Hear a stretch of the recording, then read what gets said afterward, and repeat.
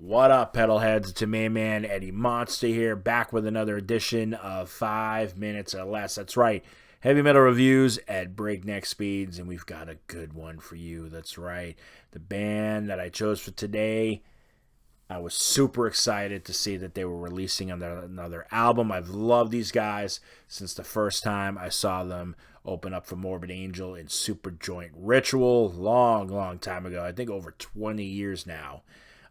That's could have possibly been. That's right. I'm talking about DevilDriver. But before we get into that, I just want to remind all of you to please hit that subscribe button. That's right. I appreciate every single one of you and try to come up with as much content. And hopefully you're enjoying it because it's all that matters. Anyways, so like I said, they've got a brand new album out called Strike and Kill. And believe me, this album is fierce.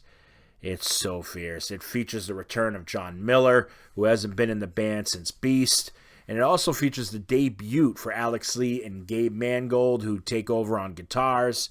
And then Davier Perez, who takes over on drums. And right off the bat, with Dig Your Own Grave, they set the tone.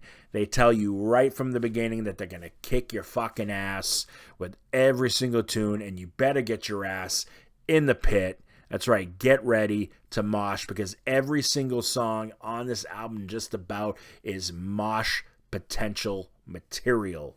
That's what I'm talking about, right?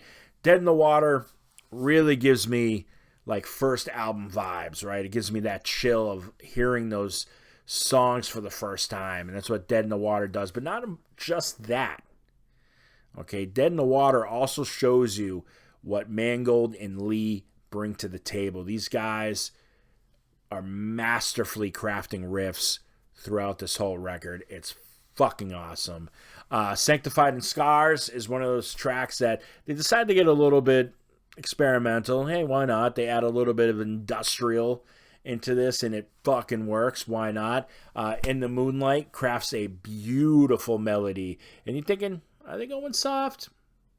Because when you just start to think that, no, they fucking hit you with a hammer right to the face, and they say, no, you're going to go mosh. So get in the pit.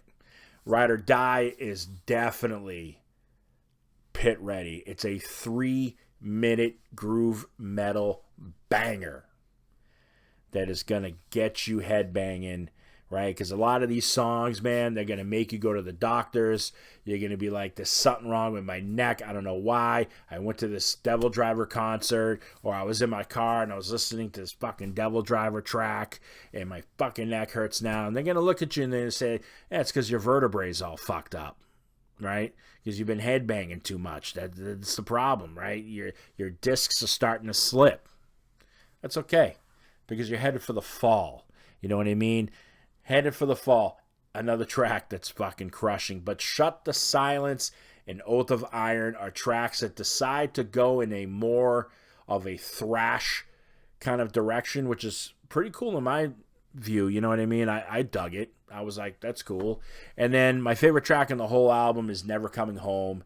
It's one that just shines first because of again, Liam Mangold. Listen, you got to have perfect combinations in a song to just make it work. These guys masterfully crafting guitar riffs.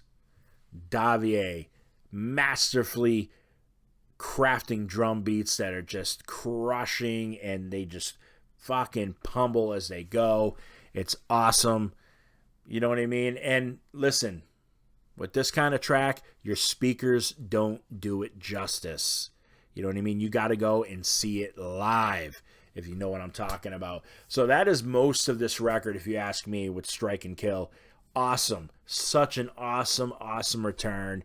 And I'm going to be honest, the competition this year for Metal Album of the Year is getting fucking tight. It's getting tight. It's getting hard to choose. That's why I gave this album 4.7 stars out of 5 for a final grade. And I suggest that you go to your local record store, you pick up this album, you check it out. Otherwise, you're just going to be lost in the dust. So, take it from me, Eddie Monster. Stay metal.